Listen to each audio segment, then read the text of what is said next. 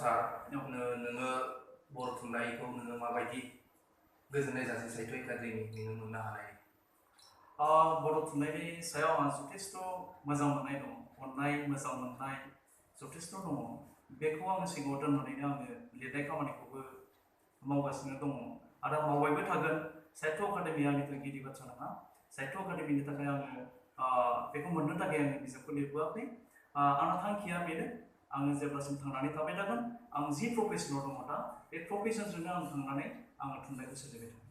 आरो बर' थुनलाइनि जिथु बाख्रि, बे बाख्रियाव आंनि लेभेलावहाय आं कन्ट्रिबिउसन होलांगोन होननानै आंहा गोसोआव मोनसे फोथायनाय दं। सानस्रि आरो मोन्दांथि मोखाङाव दोंबैसो खन्थाइ दङ? सानस्रि आरो मोन्दांथिनि मोखाङावहाय 200थानिबो बारा खन्थाइफोर सरजाबफानानै दङ। बेखौ बेसे गोबाव जाखो पाब्लिश खालामनाय? बेखौ पाब्लिश खालामनाया आसलते बे आंनि लेटेस्ट बिजाब 2019 मायथाइयावसो पाब्लिश जादों। जोबनाय फारसेथिंहाय, बोसोरनि जोबनाय फारसेथिंहाय। बेखौ मोननो हानाय जाबायना? माने बाथ्राखौ बे बाजारखौ मोननो हानाय जाबाय, लाइब्रेरियाव?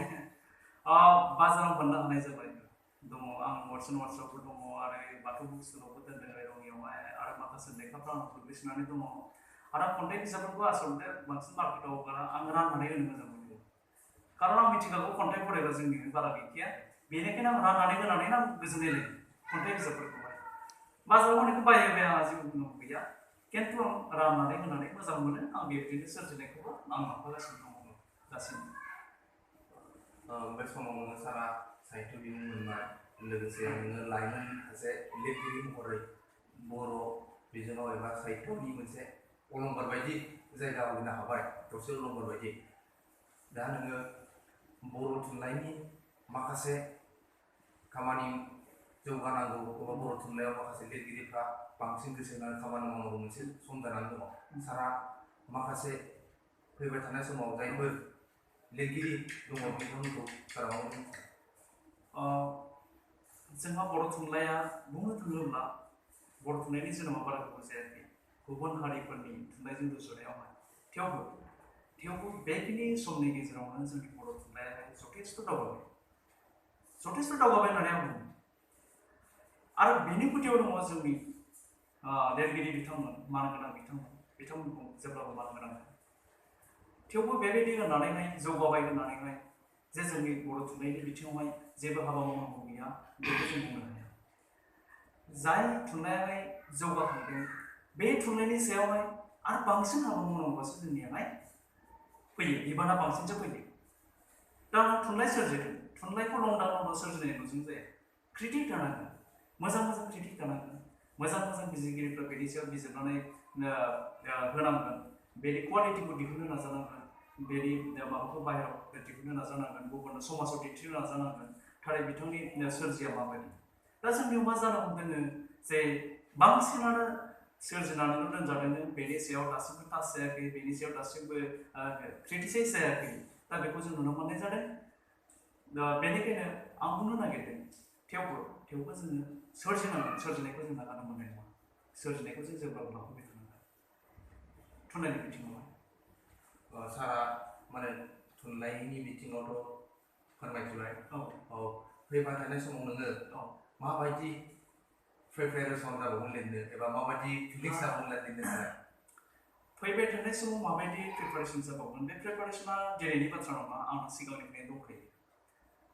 फैबाय थानाय समावहाय आङो बे लामाजोंनो थांबाय थागोन, थुनलाइ सोरजिबाय थागोन, आंनि लेभेलावहाय आङो खामानिखौ मावलांबाय थागोन। इभेन दाबो आङो लिरनाय खामानियावनो बेस्थ', गांसे बिजाब दिहुननो नागिरगासिनो दङ आङो, रायथाइनि जथाइ बिजाब। बेखौ आङो एसे उनावनो आङो मार्केटाव आगारनो हानायखौ आं खालामगोन। सारा सिगाङाव सोरनिबाफोर बोसोन मोनदों नामा? सोरबाफोर लामा ओरै बानायनांगौ, ओरै लिरनांगौ, ओरैबायदि लिरबा उनाव जायो होननानै फोरोंदोंमोन नामा? आसलते बोसोन होनाय थोंजोङै बिदि गैया, खिन्थु गुबुन लिरगिरिफोरनि जिथु लिरथाय, बे लिरथाया आंखौ इन्सपाइरेसन होदों। आरो गोबां समावहाय आङो बोसोनखौ इम्पर्टेन्ट साना, आं गावखौनो थुलुंगाखां होनानैहाय किसुमान खामानिखौ मावो। मालायनि थुलुंगानिख्रुइ आं गावखौनो गाव थुलुंगाखां होनानैसो आं खामानिखौ मावो बे लिरनायनि बिथिङावहाय।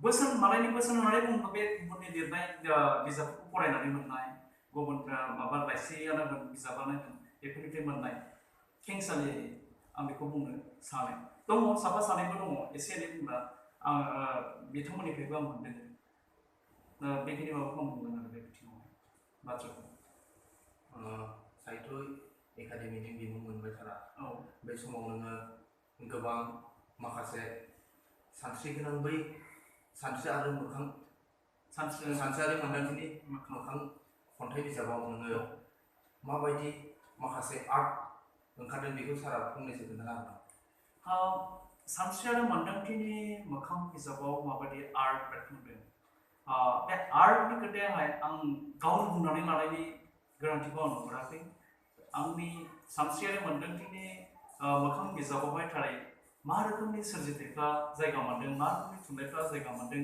बेयाव जायगा मोननाय आर्टआ मा बे दायथ'आ बेखौ बुंनांगौ आंनि दायथ' नङा बेयो आसलथे क्रिटिकफोरनि दायथ' बिजिरगिरिफोरनिसो दायथ' होननानै आं साननानै लायो खारन गावनि सोरजिखौ गावनो बाख्नायनाय जागोन बेबायदि आं बेखौ मोनदांदों बेनिखायनो थेवबो आं सानो आं समाजाव जायगा मोननाय किसुमान गियान गोरोन्थिफोरखौ लानानैनो आं थुनलाइ सोरजियो माबायदि लिरदों बिनि सायाव लिरिक्स माबायदि लिरदों जेनेबा जेरै सल'फोरखौ माबा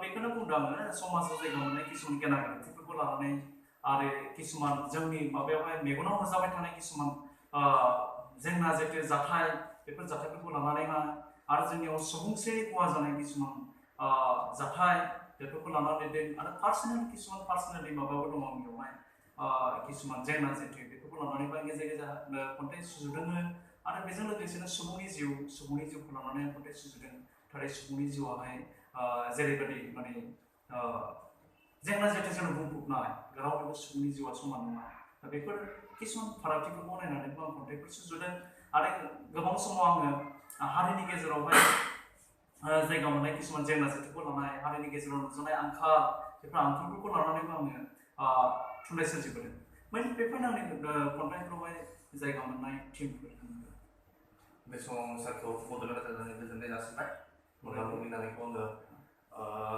सारादि फोरमायदों बर'नि जिखिनि बिजोंजों लिरनाय सानस्रि आरो मोन्दांथिनि मोखां बिजाब खन्थाइनिफ्राय गोबां माखासे समाजनि गेना गोरोन्थि माखासे पार्सनेल गावनि गेना गोरोन्थि बेफोरबायदिखौ गाव बिजिरनानै बे खन्थाइ बिजाबखौ सोरजिदों बे बिजाबनि गेजेराव गोबां हयथ' सानस्रि गोनां आदर्शफोरा बेरखांनाय आरो बिनि थाखाय साहित्य एकाडेमि दिनै मोननो हानाय जादों बे हिसाबै आसा खालामो दि उननि समाव सारा गोबां लिरलांगोन आरो थुनलाइनि बिथिं बर' बिजोंनि थुनलाइनि बिथिङाव गोबां खामानि मावगोन बेखौ सारा दिनै फोरमायथियो लोगोसे सारा फोरमायबावदों दि लाइमोन लिरगिरि एबा दानि फैबाय थानाय जाखांफुनाय लिरगिरि खन्थाइ लिरगिरि सल' लिरगिरि एबा सल'मा लिरगिरि सल'बाथायानो होन बिभिन्न बिथिङाव जायफोर लिरनो फैदों बिथांमोना हयथ' गोबां नाजानायनि गेजेरजों लिरबोदों बेफोरबायदिखौ सारा थुलुंगानाय बाथ्राखौ बुंदों निस्सय जोंनि बर' थुनलाइनि बिजोङा जौगालांगोन बेखौ सारा फोरमायदों जाहाथे बयबो थुनलाइनि बिथिङाव बाहागो लायो बेखौ सारा फोरमायथियो बे समाव आङो जोंनि बड'लेण्ड रादाबनि मोगा मोगि लानायखौ एसेयावनो दोनथ'नाय जाबाय।